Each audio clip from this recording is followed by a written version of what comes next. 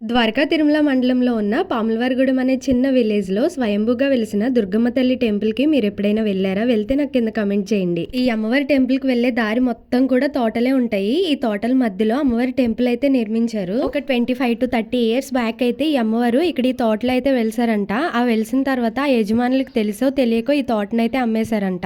ఈ తోటని ఎవరైతే కొనుక్కున్నారో వాళ్ళు అనుకున్నారంటే ఈ అమ్మవారిని తీసేద్దాం అనుకున్నారంట అక్కడి నుంచి. అయితే వాళ్ళు తీసేద్దాం అనుకున్న 2-3 టైమ్స్ కూడా వాళ్ళకి ప్రమాదాలు అయితే జరిగినాయి అంట. అప్పుడు వాళ్ళు రియలైజ్ అయ్యి అమ్మవారిని తీసేద్దాం అనుకున్న ప్రతిసారి కూడా ఇలా జరుగుతున్నాయి, ఇలా కాదని చెప్పి అమ్మవారికి టెంపుల్ అయితే నిర్మించారంట. ప్రజలు ఎవరి దగ్గర కూడా చందాలు వసూలు చేయకుండా వాళ్ళే సొంతంగా ఈ టెంపుల్ అయితే నిర్మించారంట. ఈ టెంపుల్ కి పూజారి గారు అయితే లేరంట. భక్తులు మార్నింగ్ టైమ్ లో వెళ్ళినా ఈవినింగ్ టైమ్ లో వెళ్ళినా వాళ్ళే స్వయంగా పూజలు అయితే చేసుకోవచ్చంట. ఈ గేట్ కీస్ కూడా అక్కడే పెట్టుంటాయంట.